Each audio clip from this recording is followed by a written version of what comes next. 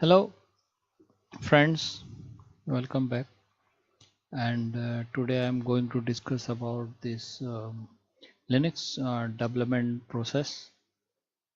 Please subscribe to YouTube channel Embedkari for further discussion on embedded systems.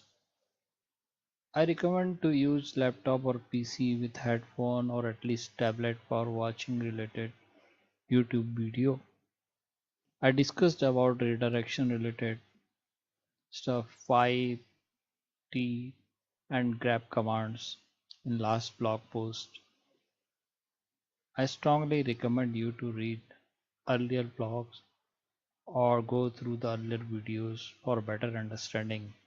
If you find something missing, please provide feedback in comment box so that I can take corrective action. So this Linux build process components, the terminology I am going to discuss here. Build system is the machine which is building tool chain components. So we will see below what are the tool chain components used for building any application. And host system is the machine where the software development will take place. And then target system is the machine where the generated code to be executed. If all above are being done in a single machine, for example, in my case, if I have downloaded toolchain components source code from the website, build in my x86 based desktop, and then created software development using those toolchain binaries. And finally, if I execute the same application in this particular x86 based host, then it is called native based development. If the build and host systems are different, but final target is host machine itself is called a cross native. It is possible sometime probably we may have a common build system or faster build system, and host system is actually that where the developer is developing the application and also executing in the same host. So that is cross native because the tool is basically built in other system. And similarly, if all are being done in two or more machine, it is called cross tool chain based development. So in that case, that code was generated in x86 but executed in PowerPC. So this will be the most of the cases we will be doing for embedded Linux development. So we will be using our desktop and use the cross tool chain for particular target PowerPC, ARM, MIPS or RISC-V, whatever, and then execute that in that particular target. If all above are being done in three different machines, it means uh, build system is one, and then development system is second one, and finally code is being executed in the third one. Then it is called Canadian system based on some historic or Canadian three different parties at that particular time. So this was about the terminology, and most of the time simply you may remember native or cross. Native means the target is the same where you are building the application. Cross means target is different from that where you are building the application. And what are the toolchain components? We have okay, before I am going to this toolchain components, have you heard about this recursive acronym?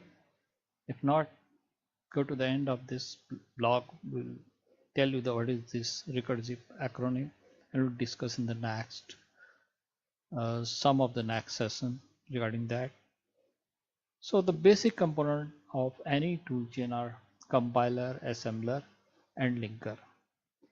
Compiler parses the C language tokens to assembly, and assembler converts to binary objects, and finally linker combines all these objects with pre-built library to generate the final executable.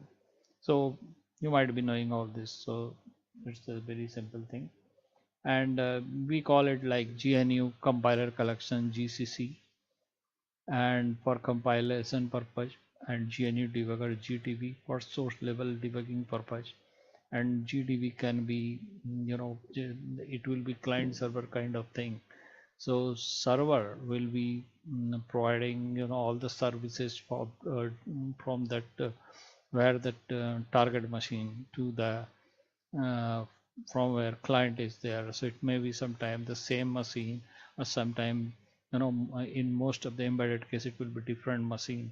Our host system will be maybe having this GDB based debugger, and that target will have the GDB server. So that is remote GDB based debugging. Simply GNU tools, the set of tools including assembler, linker, strip utilities for stripping that debugging symbol, particular section of the code. So these things, various executables used for generating the binary, the GNU tools. And GNU C library, this is the most important thing here. Like it is the implementation of standard C library, and some other useful things related to kernel interface like printf, malloc, system call. So here I would like to emphasize on one particular thing, that libraries are pre-built, and it depends like whichever the tool chain you use, whatever that library specific license you have, whether it is a GPL license or any other license. If you are going for a final product, you have to follow the license guidelines. And using library is not basically copying the code. This is that misconception of some of the new guys working on this. So because nobody is going to develop that whole library using the print command, and those kind of already in, built up library. Nobody has to develop that again. It means it will be reinventing the wheel kind of stuff.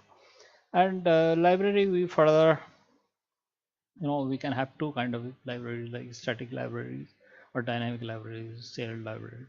So static libraries will be basically linked with at the compile time with that your application. Your application will have that complete library and your code. So what is basically library? Library is nothing but is a set of or combinations of codes, object codes linked together. So if you have the static library with your application, so your application completely, if not depend on the dynamic library, so it will not load any application runtime. So the benefit of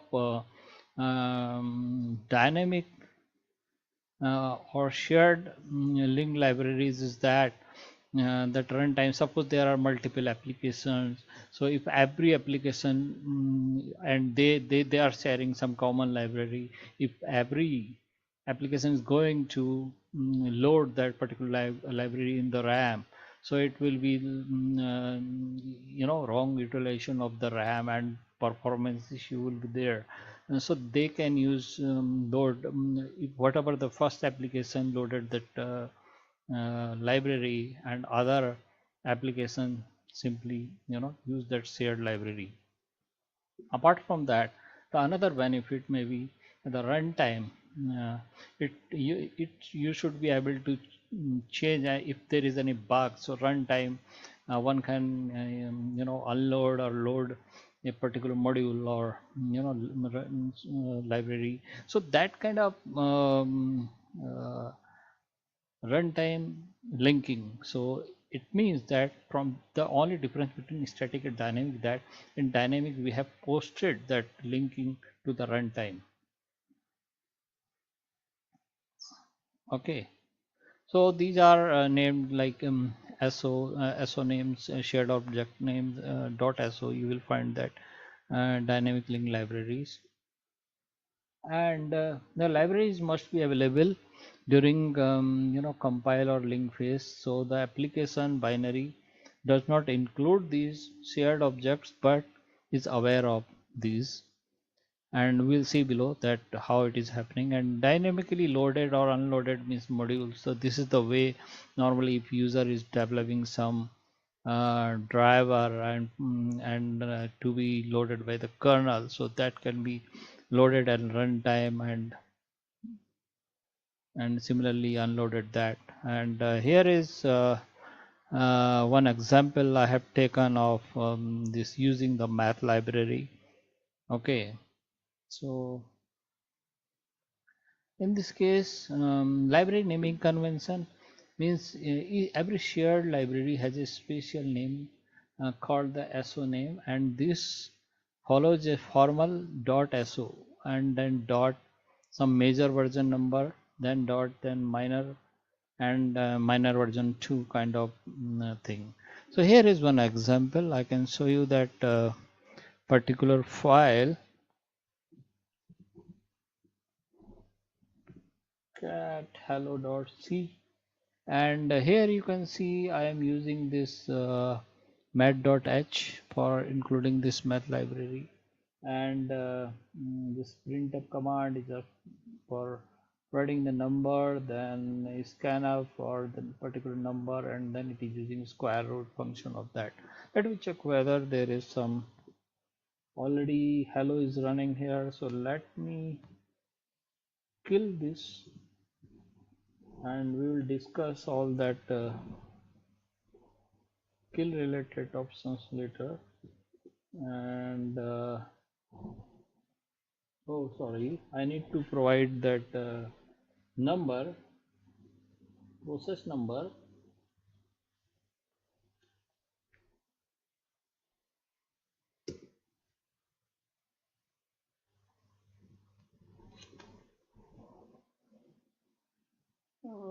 Okay, if I check again, then fine.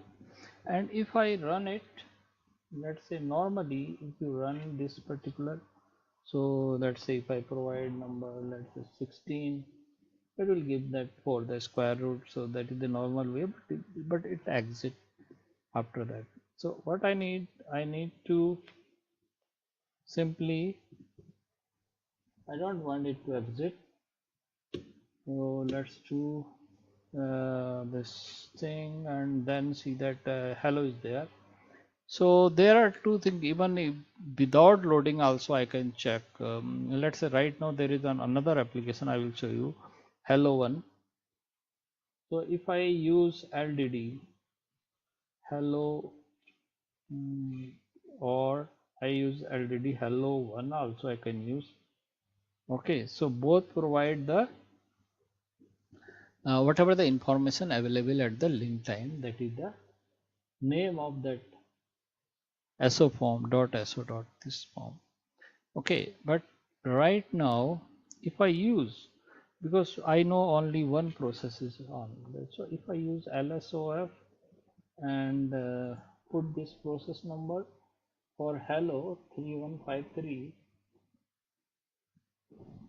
then we'll realize that this number, its name is different. If you see, this name is different. So what does that mean? Let me see this particular file which was at link time, that is our this one. So that file is ls, and if we find library and x86, I need to do sudo for this. So let's do sudo ls. I'm not sure whether by default I use for all that root privilege related, I always use sudo. So to avoid any problem, so I use tab here. Then I use library m dot s tab. Then it gives me, and there is some fluctuation in the par. And let me see here, LART. I will give my password. So now you see that this is linking. So this is the correct, this is the soft link. We already discussed about these things. So this is the correct file we are seeing here. Okay, so this is the way that this library is there, and difference of name of the library. One is that information available, the link time in terms of SO name, and later that whatever the actual library you want to link with that. So this is that below the acronym we are discussing, like the recursive acronym. GNU is not Unix.